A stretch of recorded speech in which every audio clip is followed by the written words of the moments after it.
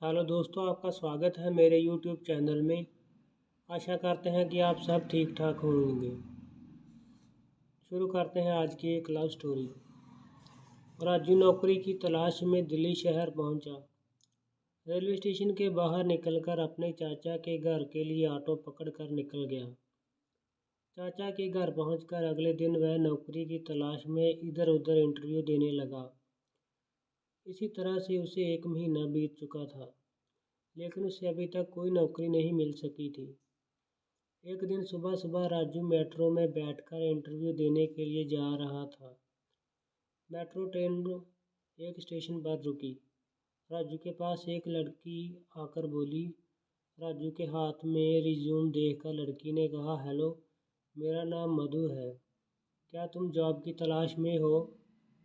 राजू ने कहा, हाँ, लेकिन आपको कैसे पता कि मैं जॉब की तलाश में हूँ?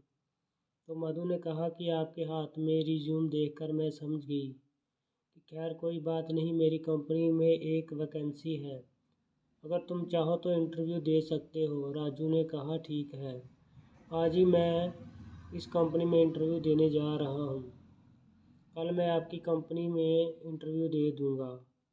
मधु ने पूछा, क्या तुम सच में उस कंपनी में इंटरव्यू देने जा रहे हो? हाँ, वही जा रहा हूँ, राजू ने कहा। उसी कंपनी में मैं काम करती हूँ, मधु ने कहा। चलो, तुम मेरे साथ चलो, मैं तुम्हें कंपनी तक ले जाती हूँ। दोनों बातचीत करते हुए कंपनी में पहुँच गए। राजू का इंटरव्यू हुआ, उसका सिलेक्शन मधु के डिपार्टमेंट में हो गया। मधु राजू को अपने डिपार्टमेंट में देखकर बहुत खुश हुई। उसने राजू को कंपनी के बारे में बहुत कुछ बताया। लंच हुआ। मधु ने राजू को पूछा कि चलो लंच करते हैं। राजू ने कहा कि मैं लंच नहीं लाया हूँ, मैं बाहर किसी ढाबे पर लंच करके आता हूँ।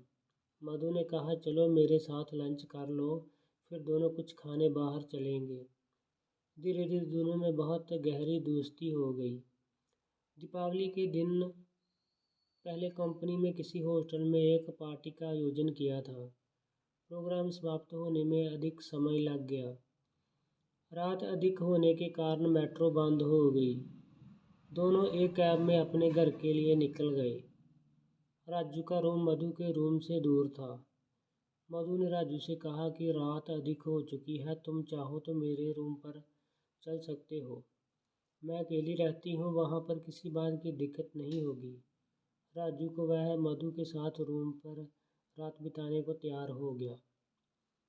राजू और मधु दोनों एक दूसरे से प्यार करने लगे। इस बात के बारे में अमन को पता चला। एक दिन मधु और राजू ऑफिस के बाहर घूम रहे थे। अमन सामने ही बाइक लेकर आ गया। उसने मधु का हाथ पकड़कर राजू से बोला कि तुम मेरी और मधु के बीच मत आओ, वरना ठीक नहीं होगा। राजू कुछ समझ नहीं पाया। उसने कहा कि तुम कौन हो, मधु का हाथ क्यों पकड़ा है? मधु ने राजू को समझाते हुए कहा कि अभी चलो, कुछ बताती हूँ। उस दिन मधु जिद करके राजू को फिर से अपने रूम में ले गई। उसने राजू को कहा कि आज जिस लड़के ने मेरा हाथ पकड़ा है उसका नाम अमन है। वह मुझसे दोस्ती करना चाहता है, लेकिन मैं उसे नहीं चाहती हूँ। फिर भी वह मेरे पीछे पड़ा है। उसके साथ मेरा कोई संबंध नहीं है। इतना कहते ही मधु राजू को पकड़कर रोने लगी। राजू ने उसे चुप कराते हुए कहा कि घबराओ मत, सब ठीक हो जाएगा। मधु ने राजू से पूछा कि क्या तुम मेरी लाइफ पार्टनर बनोगे? राजू को मधु पसंद थी। उसने कहा कि हाँ। उसने हाँ कर दी। अगले दिन दोनों ने कोर्ट मैरिज कर लिया। अमन से छुटकारा पाने के लिए पुलिस ने रिपोर्ट भी कर दी। इस तरह मधु और राजू दोनों में दोस्ती और जीवन साथी के रूप में बदल गए।